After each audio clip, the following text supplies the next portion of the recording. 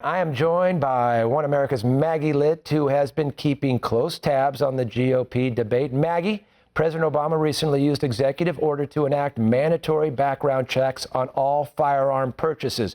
What did the candidates have to say about the issue this evening? There wasn't a candidate on that stage that agreed with the president's push for more gun control.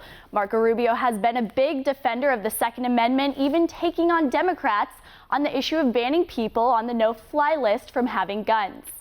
Donald Trump said that if the victims in the San Bernardino and Paris attacks were able to defend themselves with firearms, the world would not have watched dozens get slaughtered.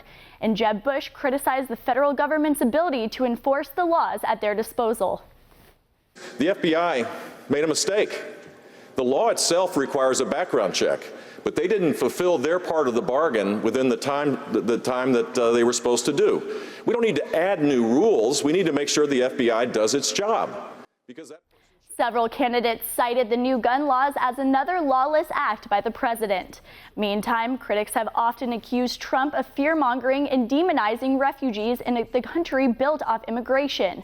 One of the most talked about moments on Facebook, with over 10 million hits, was when Donald Trump announced his plan to temporarily ban all Muslims from entering the U.S. until officials better understand the capacity and threat posed by our enemy. Here's how he responded to critics Thursday night. It's not fear and terror, it's reality. You just have to look today at Indonesia, bombings all over. You look at California, you look frankly at Paris, where there's the strictest no-gun policy of any city anywhere in the world, and you see what happens, 130 people dead with many to follow. They're very, very badly wounded. They will, some will follow. And you look around and you see what's happening, and this is not the case. When he introduced the doctor, very nice, everything perfect, but that's not representative of what you have in that line of migration. That could be the great Trojan horse. It could be people that are going to do great, great destruction. We owe $19 trillion. Our country's a mess, and we can't let all these people come into our countries and break our borders. Now, this provoked a response from Jeb Bush, who said Muslim countries are a key ally, and banning an entire group of people sends the wrong message to the world. He said we need to focus more on our vetting programs and enforcing legal immigration.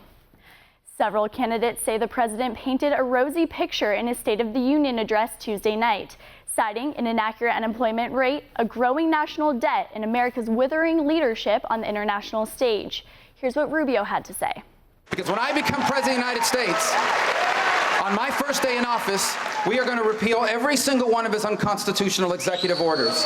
When I'm President of the United States, we are getting rid of Obamacare, and we are rebuilding our military. And when I'm president, we're not just going to have a president that gives a State of the Union and says America's the greatest country in the world. When I'm president, we're going to have a president that acts like it.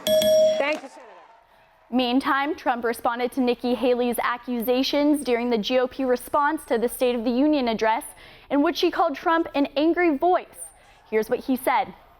I'm very angry because our country is being run horribly, and I will gladly accept the mantle of anger. Our military is a disaster. Our health care is a horror show. Obamacare, we're going to repeal it and replace it. We have no borders. Our vets are being treated horribly. Illegal immigration is beyond belief. Our country is being run by incompetent people. And yes, I am angry.